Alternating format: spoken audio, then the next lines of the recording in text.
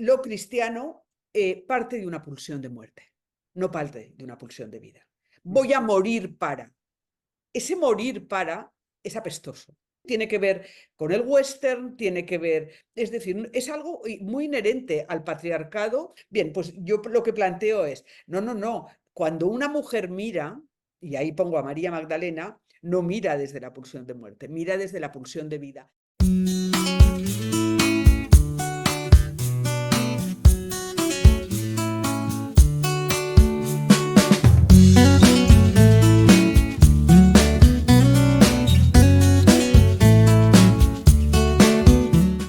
Bienvenidas, queridas personas que nos veis al otro lado en esta primera Master Room de 2024. Yo soy Nares Montero y hoy nos acompaña una mujer que seguro que todas conocéis y con la que además tengo muchas ganas de hablar. Me estoy refiriendo a Cristina Fallarás. Bienvenida, Cristina. ¿Qué tal, Lola? Qué bien estar aquí. Pues igualmente nosotras encantadísimas de que estés. Para poner un poco en contexto a quienes nos ven, decir que la carrera de Cristina es muy dilatada. Ella es periodista y escritora, nació en Zaragoza en el 68. Como periodista ha sido redactora jefa en la edición catalana del Mundo, cofundadora y subdirectora del diario ADN, directora del diario 16 Digital. Creó y dirigió la página de debate y libros y la editorial sigueleyendo.es. Es analista de televisión, ha trabajado para la cadena SER, Radio Nacional de España, el Periódico de Cataluña, el Diario.es, Público, Antena 3, Telecinco, o sea, las podría seguir.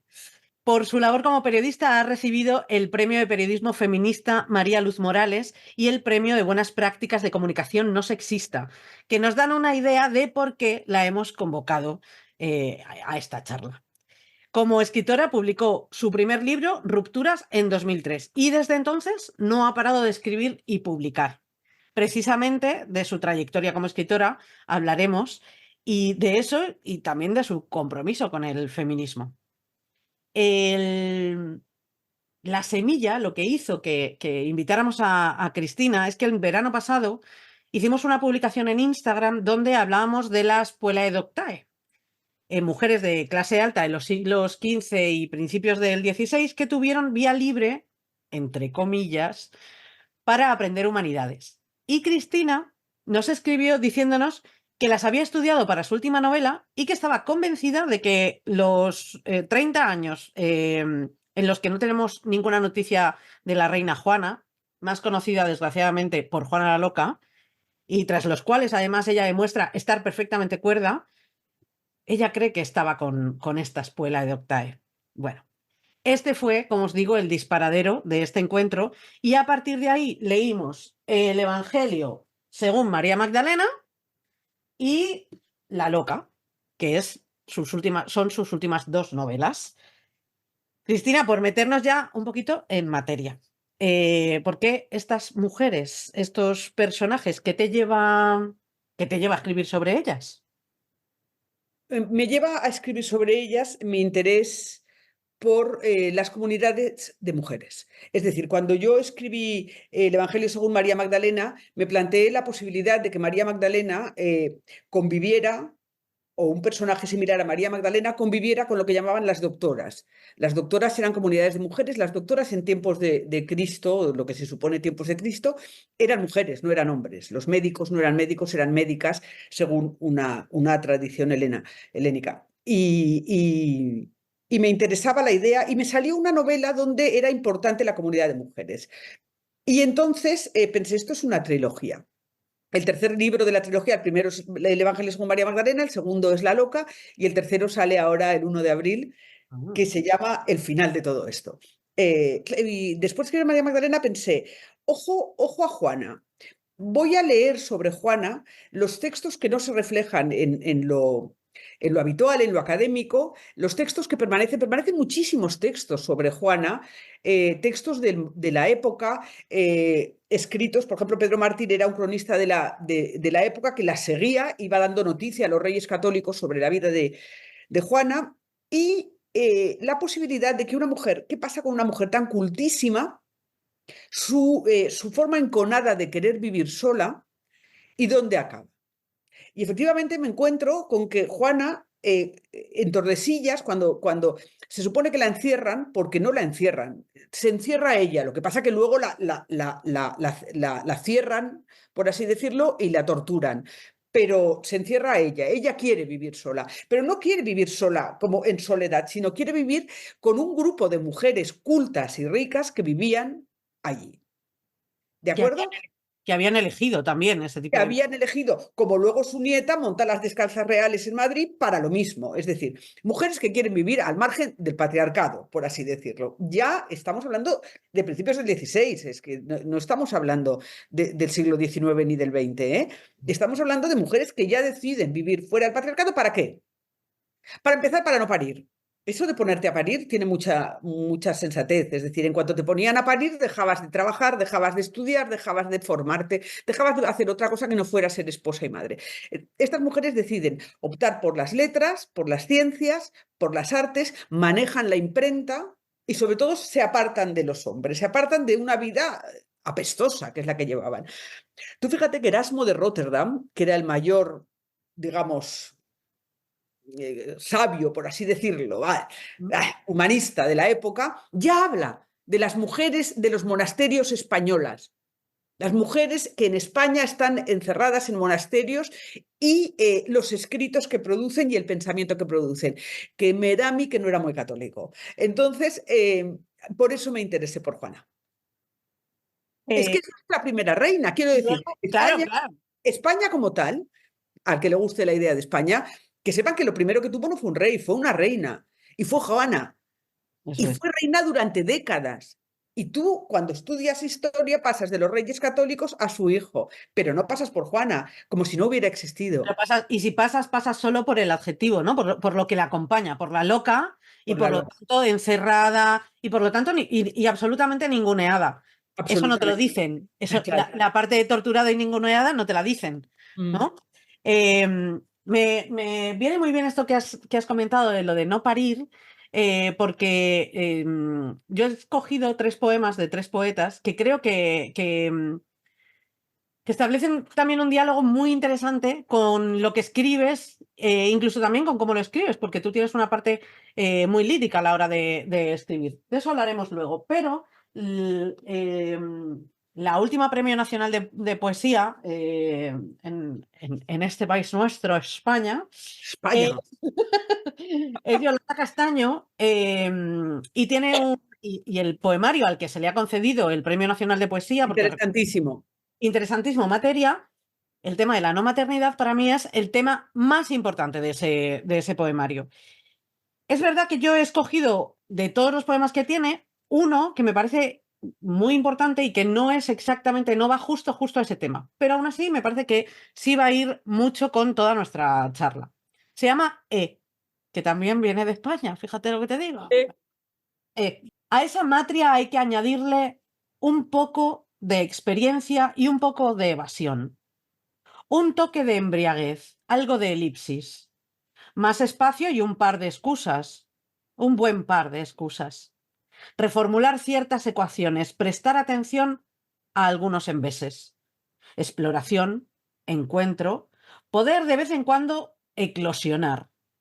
Una extraña envidia hacia todo lo estéril. Borrar estigmas. Redefinir la estirpe. Permitirse alguna equivocación. El sutil encanto de la encrucijada. Un cierto fondo expedicionario, expectativas.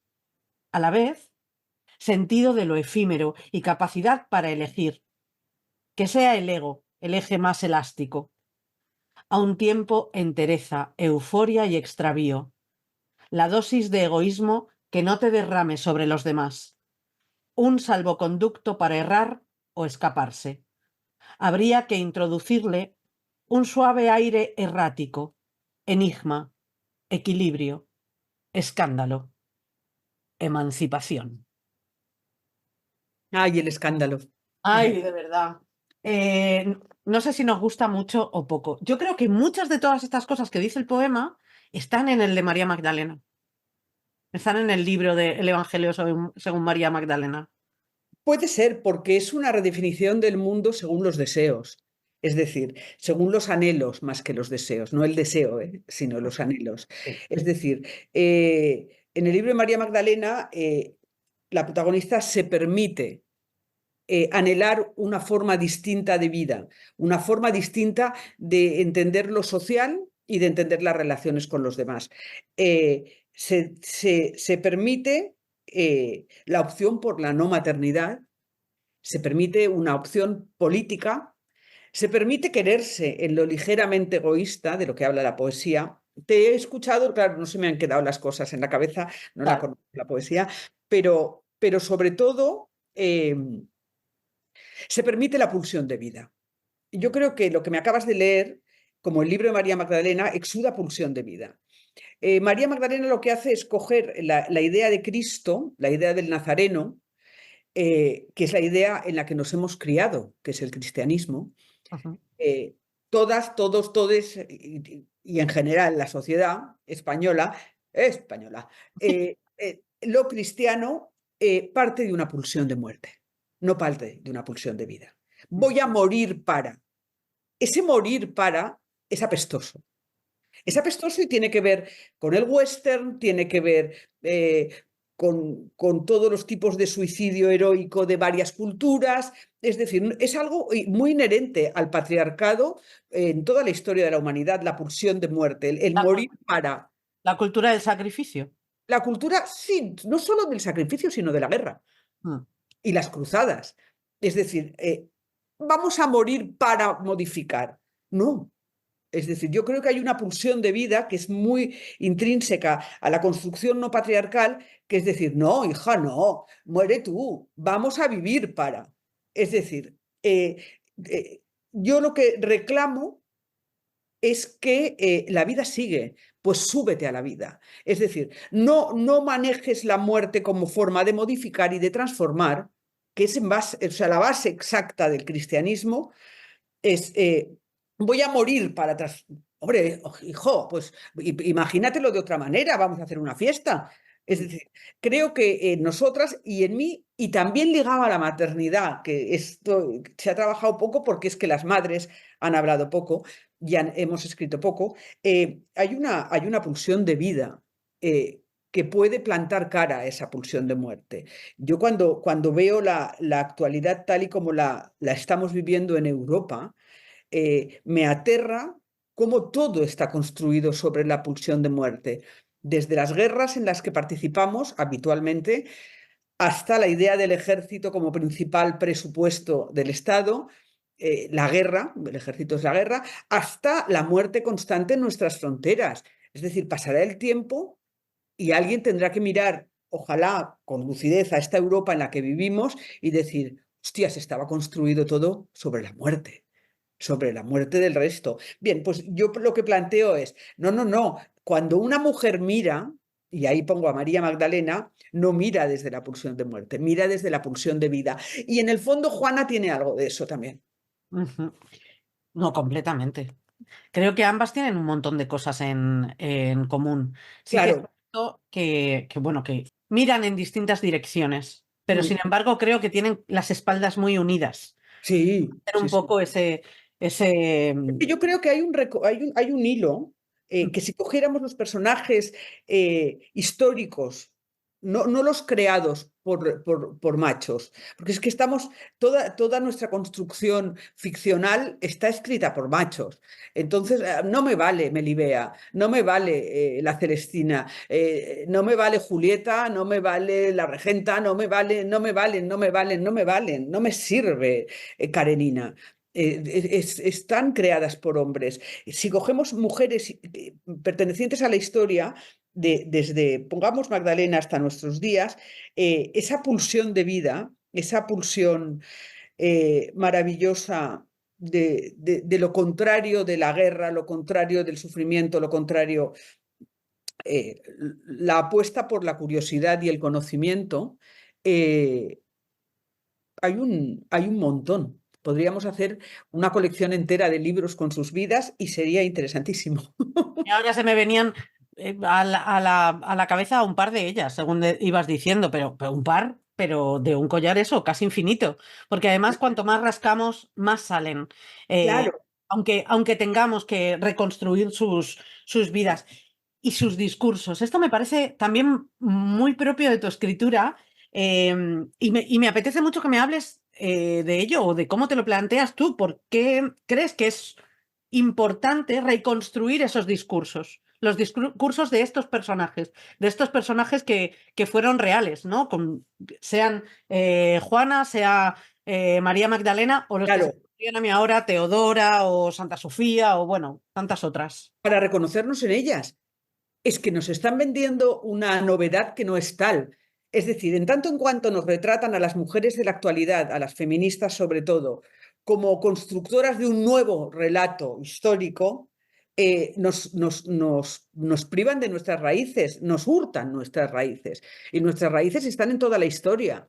Es decir, no es cierto, no es cierto que este adanismo, esta novedad, es decir, no hay novedad, ya tenemos precursoras, solo que no están narradas. Preguntémonos por qué, a quién ha interesado y pongamos en marcha los mecanismos para narrarlas. Y ahí está mi intención. Bueno, una intención que además abordas muy valientemente. Aparte de estos referentes históricos, a nosotras también nos gusta saber como cuál es vuestra propia trayectoria, ¿no? ¿Qué os ha llevado ahí? Y porque creemos que es muy importante. ¿Qué otros referentes tienes tú? ¿Qué otros referentes literarios han sido importantes para ti a la hora de escribir? Bueno, yo no voy a decir que mis referentes son femeninos porque no lo son. Es Bueno, decir, las mujeres de mi generación, a mí me sorprende cuando las mujeres de mi generación y un poco mayores, yo tengo ahora, voy a cumplir 56, dicen, no, mis referentes son Silvia Plath, Pizarnik, Frida Kahlo, no sé, una cantidad de mujeres eh, que por supuesto estaban ahí, pero nosotras aprendimos a leer con hombres. Es decir, yo aprendí a leer con Juan Rulfo, aprendí a leer con los norteamericanos, Faulkner, Steinbeck, eh, con la novela negra en sentido amplio, con Caldwell, Erskine Caldwell, eh, con, sí. ¿sabes? Eran mis referentes. Y luego en España con los poetas. En España con los poetas del 98 y los del 27.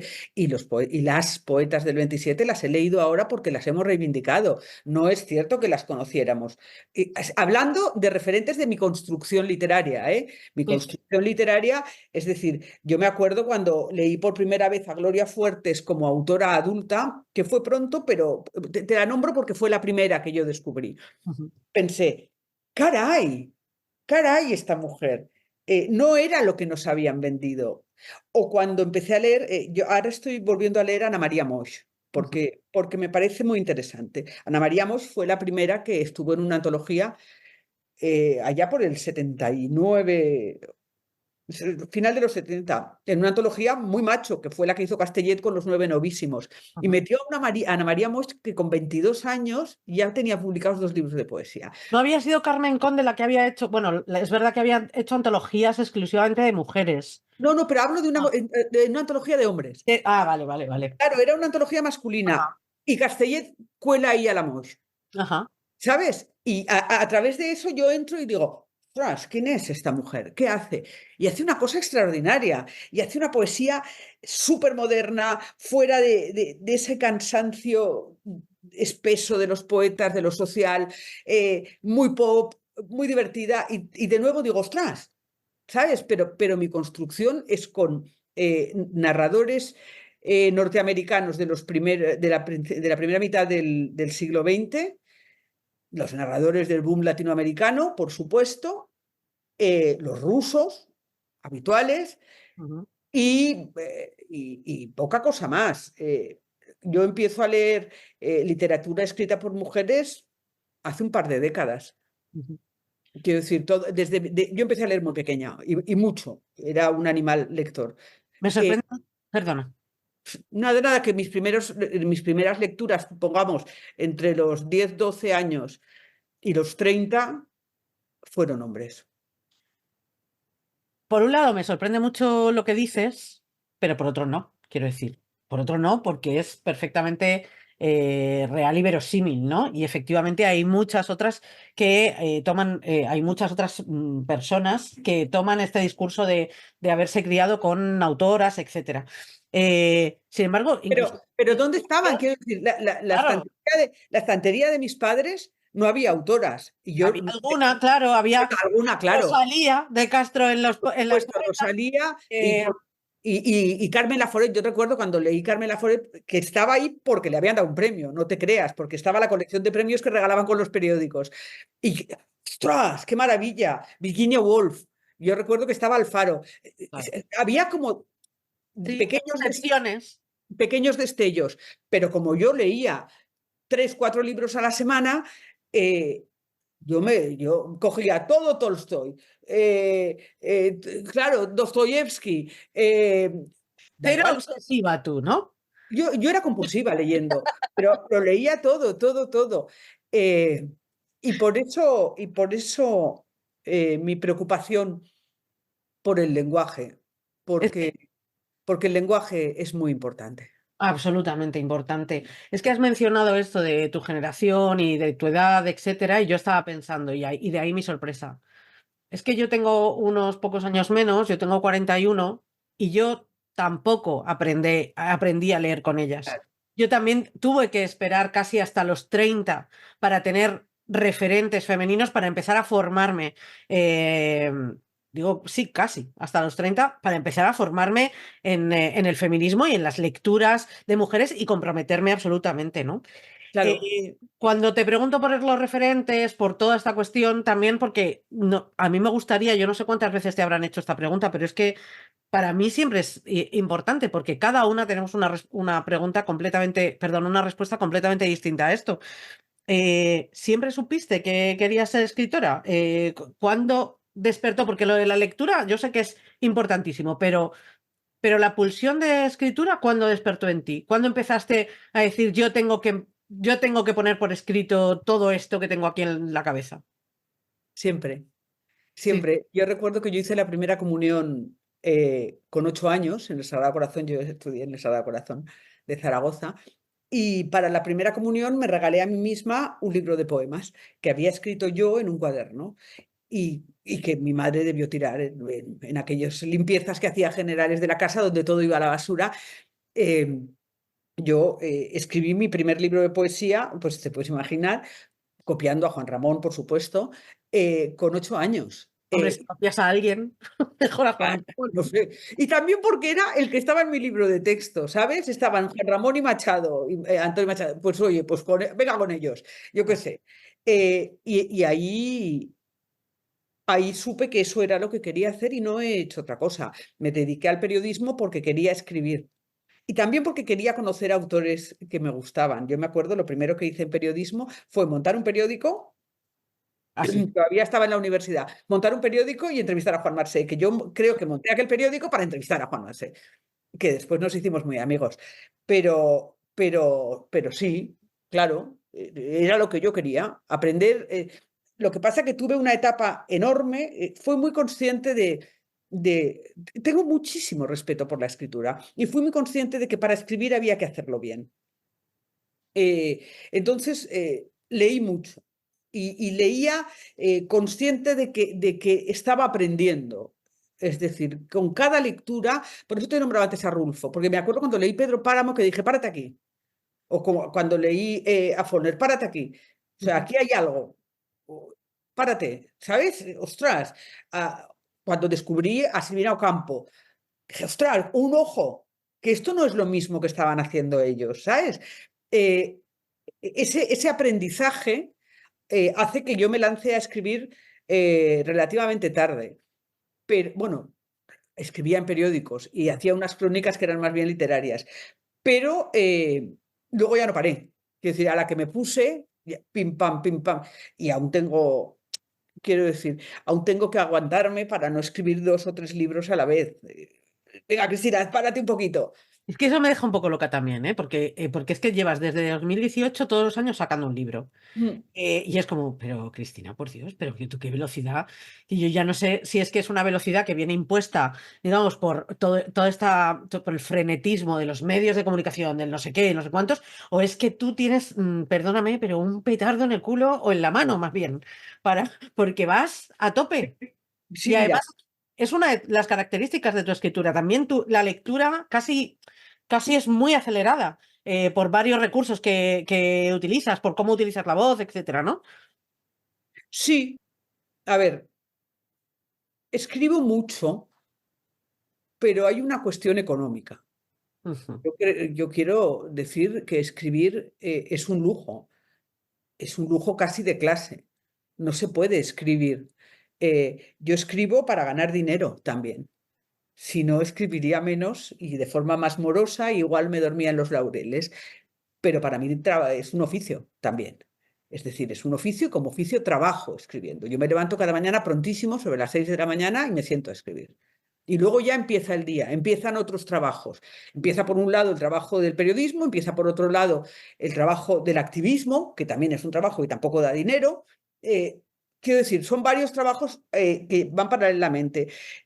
Entonces, cuando te tomas la escritura como un trabajo y como un oficio, casi como el carpintero, como el zapatero, eh, no, eso es lo que hay que hacer y hay que hacerlo X horas y yo me lo impongo. Soy un poco, eh, bueno, iba a decir marxista, estajanovista, no lo sé, pero es trabajo y quiero entenderlo como trabajo, Mm, porque no puede ser un lujo. mm.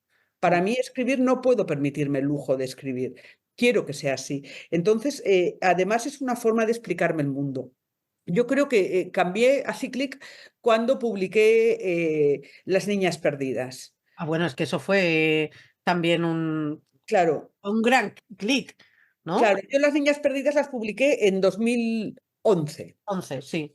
y gané el Hamed con Las Niñas Perdidas en el 12. La ¿Qué primera, además, qué hay que decir? Sí, la primera y solo ha habido otra más, si no me encima. equivoco, que es Berna González Harbour. O sea, después de 25 años lo gané yo, con lo cual, fíjate lo que era aquello y lo que sigue siendo, porque, insisto, Sí, sí. sigue siendo. Eh, Ese libro lo escribí para explicarme un horror que yo tenía, y es que iba a tener una hija y yo había sufrido abusos sexuales serios y muy feos, habituales, y necesitaba asumir la maternidad de una cría. Yo ya tenía un hijo. Y entonces entendí que además de ser un trabajo, podía ayudarme a explicarme el mundo. Y entonces ahí publiqué inmediatamente. Cuando tuve a la cría me desahuciaron y escribí A la puta calle, escribí Últimos días en el puesto del Este, Que también ganó un premio. que iban sobre lo mismo, es Mm. decir, sobre una manera de explicarme el mundo. Explícate por qué estás ahora en la pobreza más radical. Y a partir de ahí, honrarás a tu padre y a tu madre, que era una toma de conciencia de memoria histórica. O sea, ya no paré.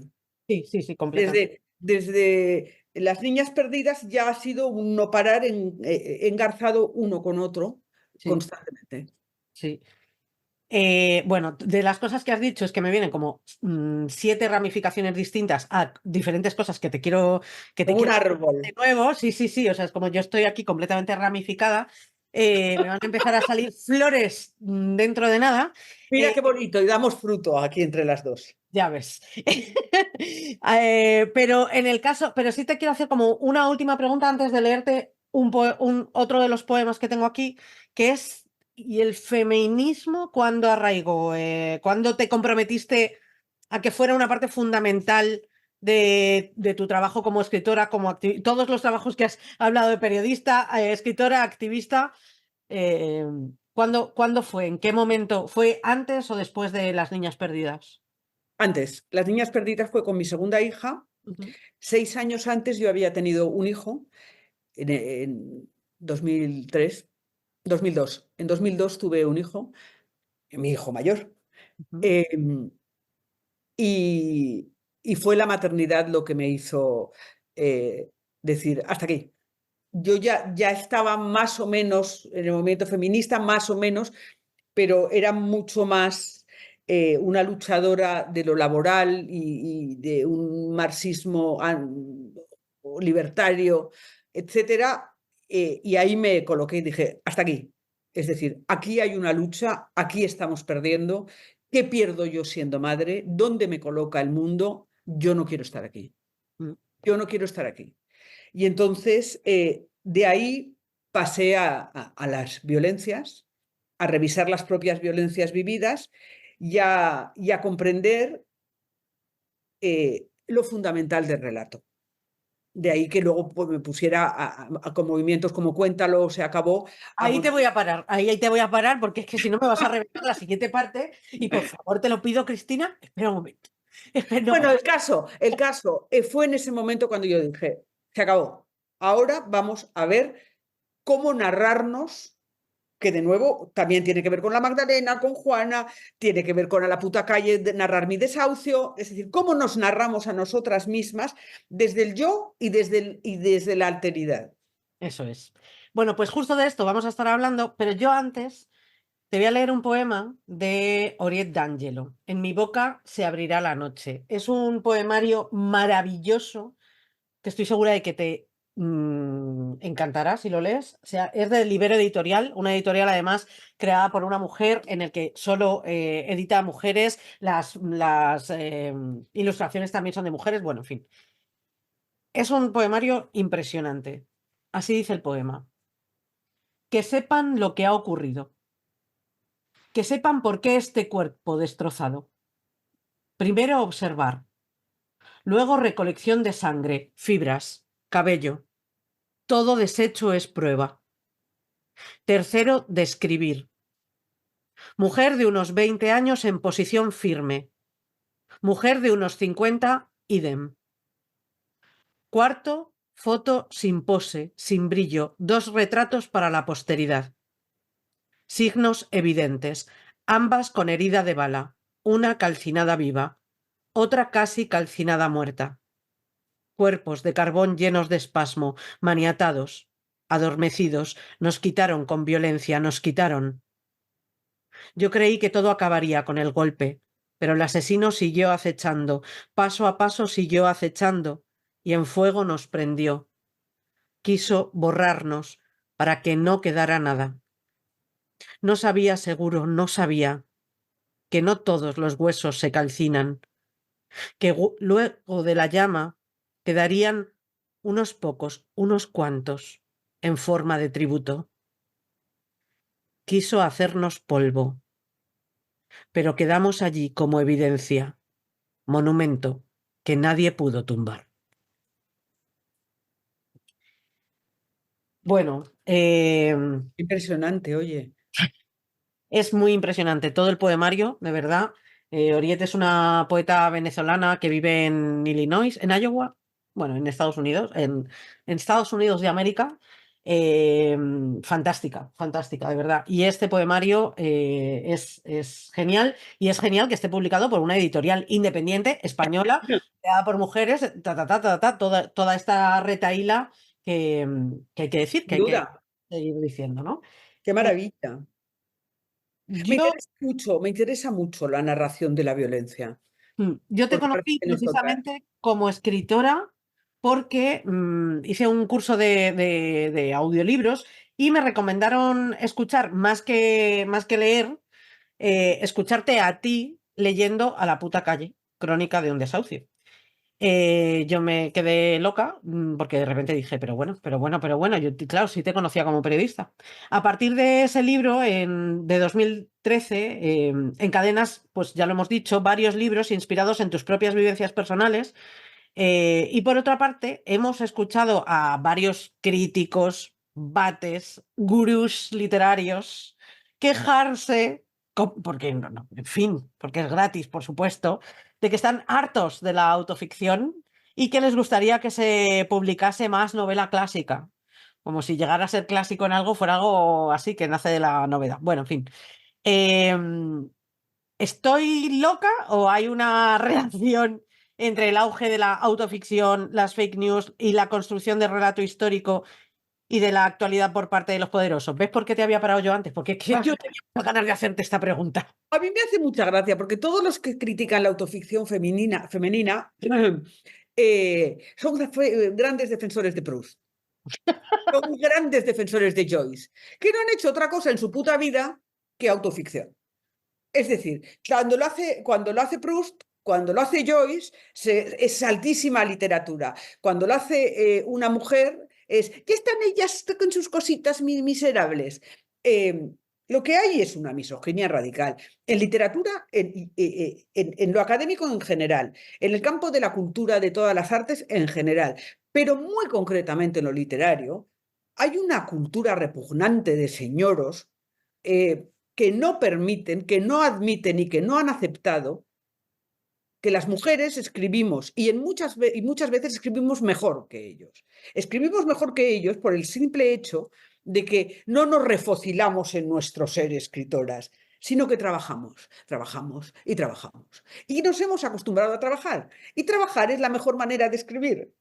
Y estos escritores engolados que a la quinta novela sobre lo mismo no se dan cuenta de que ya lo han escrito, son los que ahora claman contra la literatura, según ellos, del yo femenino o feminista o como lo quieran llamar porque no saben cómo llamarlo, y no es otra cosa que misoginia por su parte. Y esto está pasando en las editoriales, en los premios literarios y sobre todo, y esto es muy importante, entre los escritores varones, hombres. Es muy importante. ¿Por qué te digo que es muy importante? Porque eh, es muy difícil en este país publicar un libro. Es muy difícil que te lean, además, porque una vez lo has publicado tiene que distribuirse y una vez está distribuido tienen que saber que existe. Si esos tres engranajes no van a la par, tu libro no existirá. Y nos estamos perdiendo a grandes autoras. ¿Por qué? Bien porque los señoros que escriben en prensa, bien porque los señoros que distribuyen, bien porque los señoros que tienen los canales de venta o de promoción no se hacen cargo de ellas o las desprecian a priori, no acaban llegando a lectoras ni a lectores. Y esto me enfurece, como puedes ver. Sí, sí, sí, sí. No, y me enfurece a mí también que, en fin, que soy parte de esa nómina a las que que no A mí llega. el otro día, a ver, yo este libro que sacamos es mi libro número 14. Ole. Bueno, el 13, pongamos el 13, porque hoy hay uno perdido que tampoco interesa. Es mi libro número 13. Y el otro día había tres señores, escritores, da igual quiénes, en una mesa y me dice uno, ¡ay! Que tú también escribes. Yo creía que solo salías en la tele. Y era un tipo que, por supuesto, tiene menos libros publicados que yo, pero que además no lo lee ni su tía de Cuenca. Pero se permitió decir eso en voz alta ante un público mediano interesado por la literatura. ¿Qué hace con eso? Con eso lo único que hace es intentar humillarme, porque si vas a estar sentado a mi lado en una mesa redonda o similar, lo que tienes que hacer es interesarte por quién soy yo y qué hago. Y sobre todo, si es una mesa redonda literaria, no me habrán traído porque discuto con Carlos Cuesta, ¿verdad? Quiero decir, ese tipo de basura no solo es humillante, sino que marca la forma de leer de este país. Y no puede ser que a las mujeres nos estemos leyendo solo mujeres. Eso es un desastre. Pero eso es lo que pasa. Claro, yo entiendo cuando dicen, hay mujeres, amigas mías, que dicen, yo solo leo mujeres. Ya. Bueno, me parece una buena opción. Hemos leído tantos hombres, oye, que ya iba siendo hora. Pero paralelamente nos estamos callando que hay una gran cantidad de hombres que no es que solo lean hombres, es que no les interesaría leer prosa escrita por mujeres y mucho menos poesía. Eso se llama ignorancia, incultura, pero además se llama misoginia. Completamente. Mira, Cristina, una de las cosas que a mí me gustaría decirte,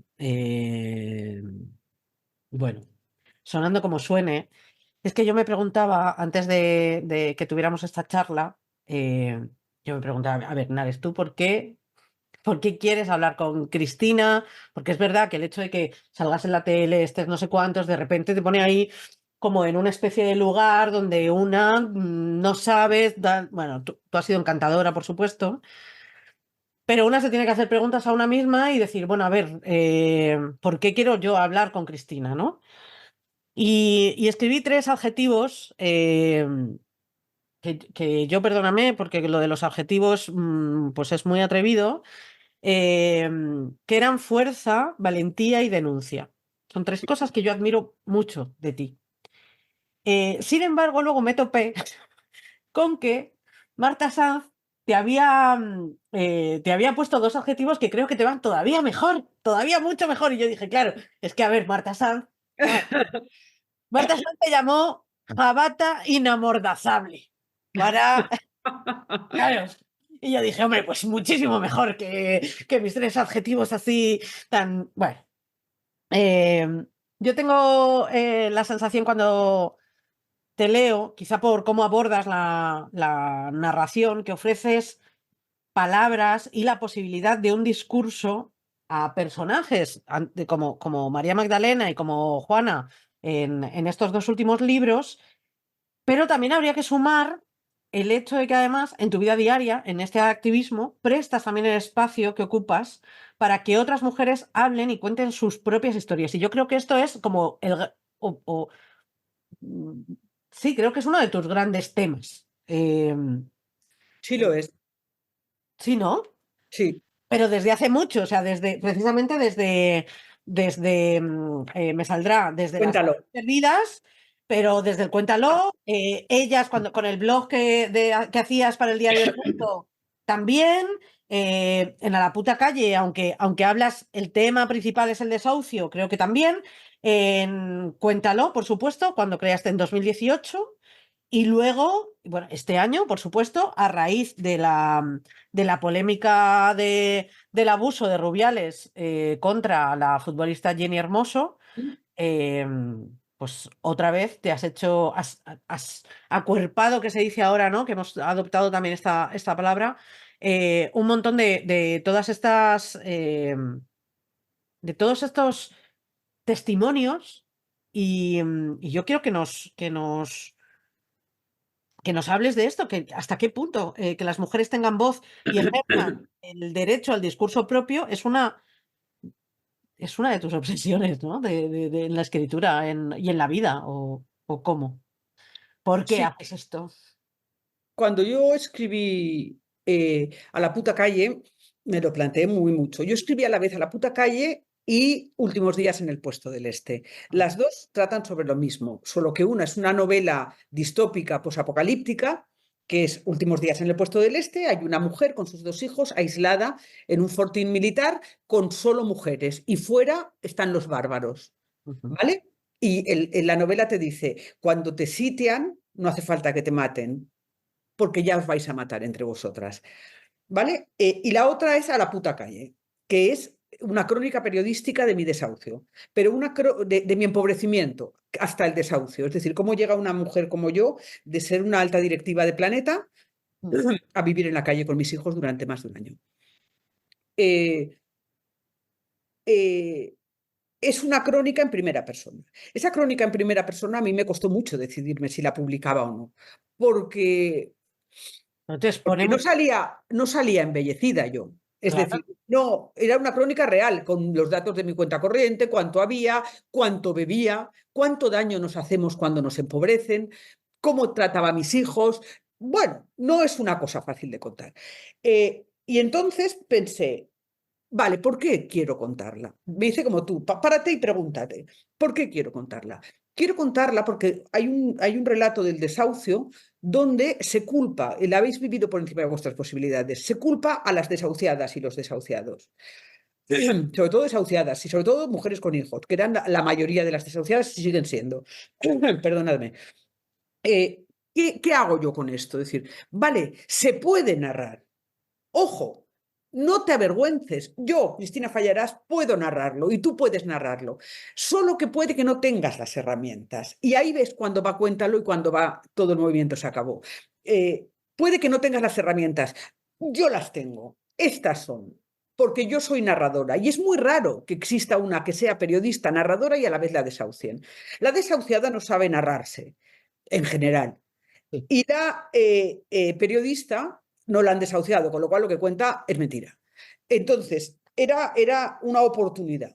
Y esa oportunidad, cuando decidí enfrentar la violencia machista a través de Cuéntalo, que fue después de que apareciera el Me Too, dije, vale, demos un paso más. Vamos a ver si puedo ser canal en lugar de ejemplo. Es decir, partir de mi ejemplo, pero abrir un canal donde, claro, eso solo se puede hacer con las redes. Era imposible que cada mujer que quisiera narrar su desahucio publicara un libro. Y sin embargo pensé, vale, si lo hago en las redes, claro, yo no genero literatura, no pasa nada, porque no hacemos literatura común. Es decir, porque no creamos una memoria colectiva. Yo me aparto y son las mujeres las que hablan. Y entonces funcionó. Funcionó hasta el punto de que en los 10 primeros días, que son los archivos que extrajimos de Twitter, participaron casi 3 millones de mujeres en solo 10 días. Y partiendo de una cuentita tan pequeña como la mía. ¿Qué sale de ahí? De ahí sale una narración común. Es muy interesante.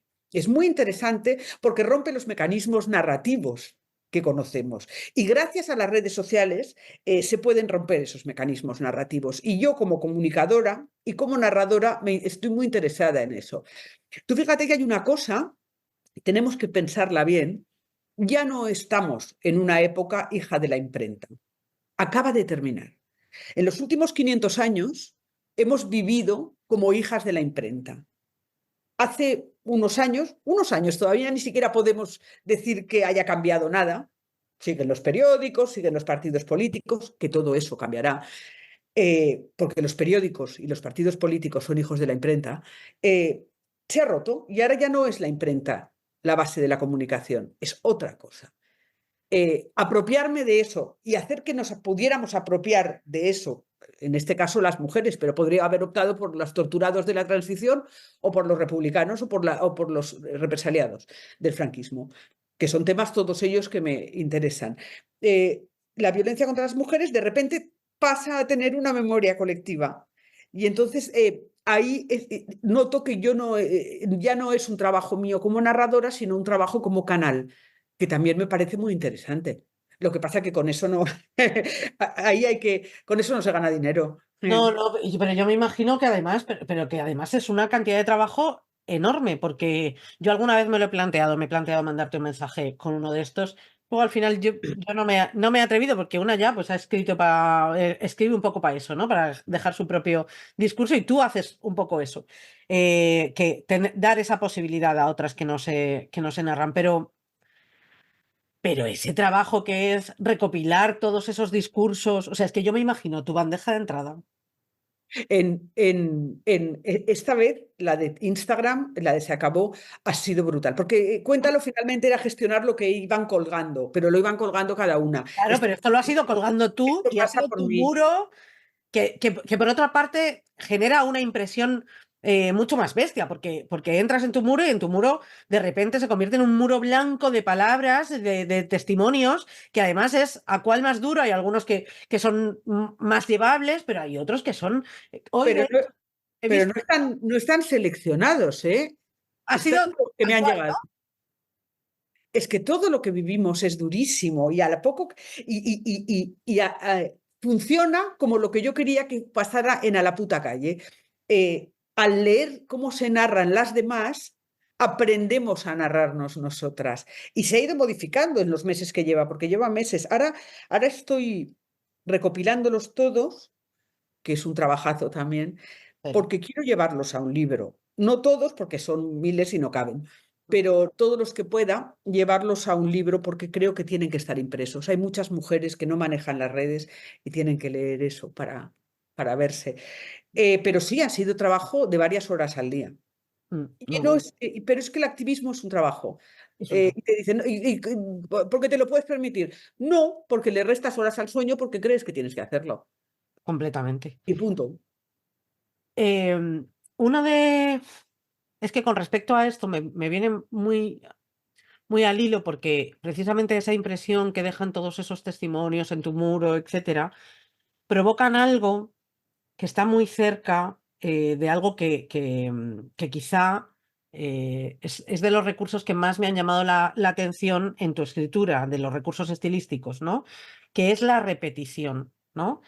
Por ejemplo, es muy llamativo porque repites a veces hasta párrafos enteros como cada vez que se describe el mapa que utilizan los personajes de La Loca.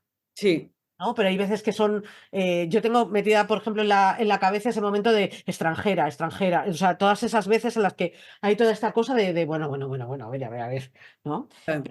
Todo eso provoca una intensidad, provoca un estar dentro de la cabeza, me da la sensación de que además escribes muchos desde el pensamiento y desde el discurso más que desde la trama.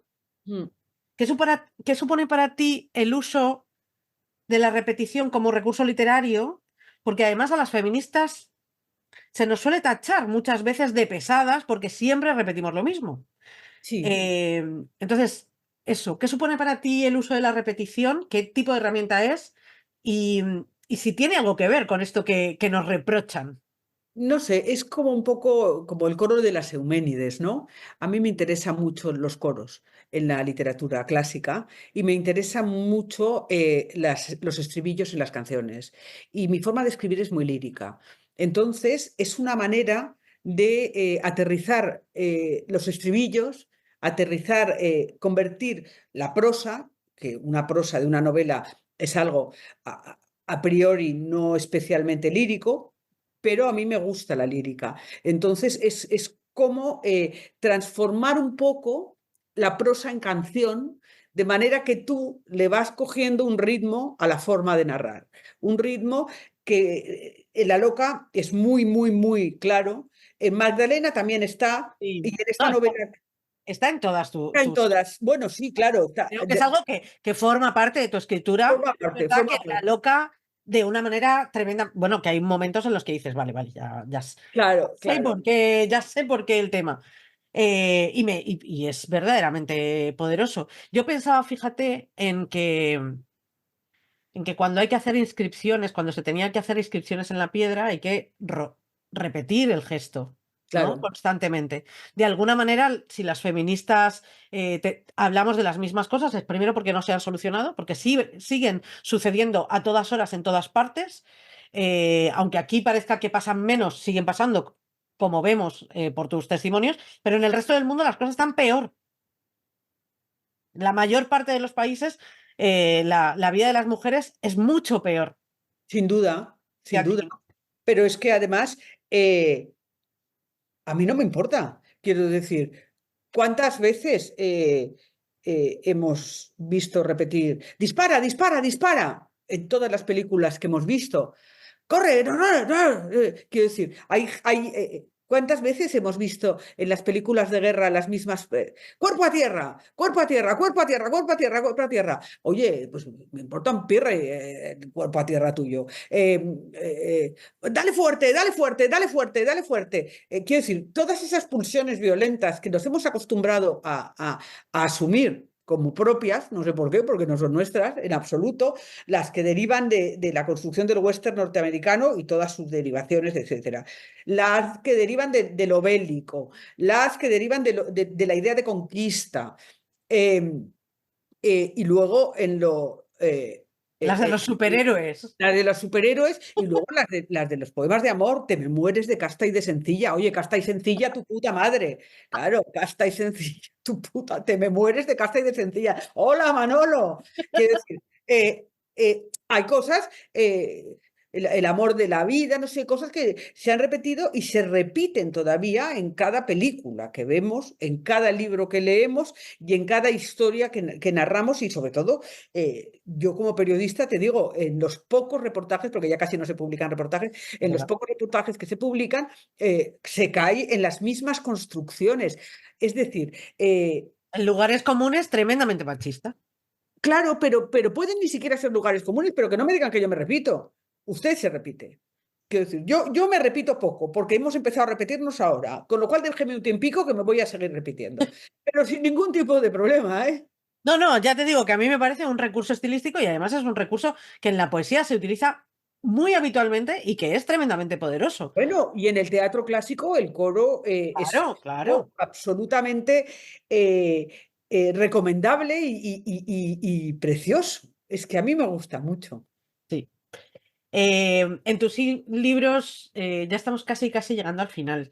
Mm, Me da un poco de pena. Ya te digo que me quedan como muchas cosas que hablar contigo, pero bueno, ojalá haya más posibilidades. Pero antes de que esto se acabe, yo no me quiero ir sin hablar precisamente o que demos una pincelada, o que des tú más bien esa pincelada de estos temas de los que hablas, ¿no? Hablas de la locura, el maltrato, el poder, la religiosidad, no necesariamente lo religioso, sino la religiosidad, ¿no?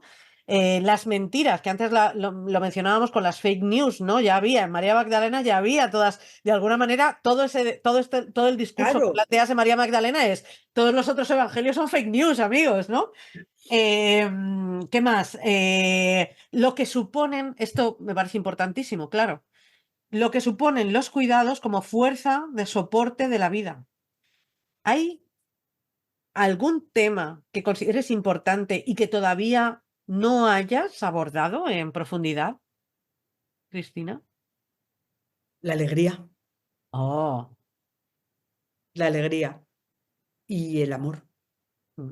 El amor, porque todavía no sé lo que es el amor. Sí, es Entonces, verdad, porque en rupturas hablabas de desamor, sí, ¿no? pero era un trabajito de encargo Ajá, que me tomé muy en serio, pero no dejaba de ser un trabajo de encargo, no era algo que yo hubiera querido hacer. ya. Porque se me ocurrió. Se me ocurrió hacerlo así porque ya entonces tenía mis inclinaciones, pero era un encargo periodístico. De todas formas, una escribe la vida y la vida, yo sufrí abusos sexuales de pequeña, he sufrido varias violaciones a lo largo de mi vida, ahí está la violencia sexual, he sido madre con un problema psiquiátrico de disociación derivado de los abusos. He manejado esa idea de locura hasta verme ingresada en un psiquiátrico eh, por un shock de estrés postraumático. He vivido el maltrato en la pareja en 2 ocasiones con 2 maridos distintos. He criado hijos en la violencia más absoluta. He vivido la pobreza extrema. He sido una mujer rica. He vivido el franquismo. Vengo de una familia franquista de derecha y ultraderecha. Es, realmente, ¿de qué hablamos? ¿Hacia dónde voy? La novela que sale ahora, que se llama El final de todo esto, es un paso más en todos esos temas. Es decir, quito todos esos temas o no los quito, los condenso. Me ha salido una novela larguísima, joder. Eh, me ha salido una novela de casi 500 páginas, pero Ostras, se tarda, ¿eh? ya, No, ya. no, no, ¿Qué oye, vamos a hacerle? Pero, adelante. Pues pero, es como es, es como es. es como es ella misma. Pero entonces, lo que hago es condensar todo eso y mirarlo desde el futuro y decir, éramos así. Y ahí ya doy un paso al ladito y paso como narradora a sufrir menos, a estar menos expuesta, pese a que la novela es muy violenta, quizás es la novela más violenta que he escrito, lo que ya es decir, eh, paso a estar a un ladito porque yo misma estoy a un ladito. Es decir, eh, eh, está María Magdalena, que es la voz de Magdalena, la loca, que es la voz de Juana, primera de Castilla, y el final de todo esto, que no es una mujer, porque las mujeres han decidido no nombrarse y participar solo desde lo común. Y entonces no tiene nombre la mujer, porque es la mujer común la que habla. Y en ese ser común, lo que hago es asumir, creo yo como narradora, esto lo estoy pensando mientras te lo cuento, asumir como narradora las muchas voces que llevo ya unos años escuchando y haciendo mías, y entonces sí es cierto que esos temas troncales de toda mi obra, más allá de la violencia, que no voy a dejarla porque yo soy en esencia violencia, eh, eh, los he apartado un poquito o los he decantado un poquito para ir a una trama más, digamos, tarantinesca. Bueno, me parece un regalo que es así en voz alta y nos regales este pequeño hype, este pequeño que No, es aún así no, de, bueno, la siguiente, pero va a ser ya en la primavera. va a ser ya y además no había hablado todavía de ella. Uy, Nosotras que no somos nada de primicias, pero primicia, tenemos la primicia. Pues sí, sí, sí. Todavía no he dicho que va a salir novela, ni cómo se llama, ni nada. Oye, ahí lo tenemos. Pues qué genial. ¿Qué cosas? Tengo un poema más para ti, ¿Mm? unas gracias inmensas, pero te voy a leer el poema y tú, con respecto al poema, dices lo que te da la gana así para terminar, antes de que Muy yo... bien. El último poema que yo tengo aquí para ti es de una de mis poetas de cabecera favoritas, maravillosa ella, Ana Pérez Cañamares. Ay, Ana, Claro. qué tía Ana. Y este yo creo que ¿De te qué va... libro es? Bueno, en realidad es de la antología que salió el año pasado en Sí, la Barleby tengo. Fricción. Bueno, pues aquí tiene este, que es del final de, a ver, de La senda del cimarrón, y dice, todas las perras que en el mundo han sido, venimos esta noche a tu ventana, sin collares, con pulgas, cicatrices, barro en las patas, sangre en las pezuñas. De cada sombra, una perra emerge. Nos quitaron camadas, nos pusieron cadenas, nos dejaron sin linaje ni genealogía. Para poblar sus fincas les parimos esclavos. Pensaron que abandono sería igual a muerte, pero de las cunetas aprendimos memoria. Sé fiel a los ladridos, alimenta a tu loba. Obedece la brújula en tu hocico. Apunta las orejas siempre al cielo. No disputes la caza con tu hermana. No des a luz cómplices. Enséñales colmillos. Y así hallarás en ti lo que tienes de manada. Eso es. Alimenta a tu loba. Alimenta, yo me paso la vida alimentando a mi loba y hablando con mujeres que alimentan a su loba. Eh, vamos, vamos a no parir para ellos, a no parir nada para ellos, ni hijos, ni hijas, ni hijes, a no parir literatura, a no parir versos, a no parir belleza, a no parir pensamiento para ellos. Es decir, vamos a alimentarnos nosotras de nuestro propio relato, nuestro propio pensamiento, nuestro propio amor, nuestra propia construcción de la belleza y de lo literario, porque existe siempre la tentación o la inercia de crear para ellos. Y para ellos quiere decir para un patriarcado que te aprueba o te deja de aprobar, que te distribuye o te deja de distribuir, que te da una palmadita así en el lomo o te deja de dar.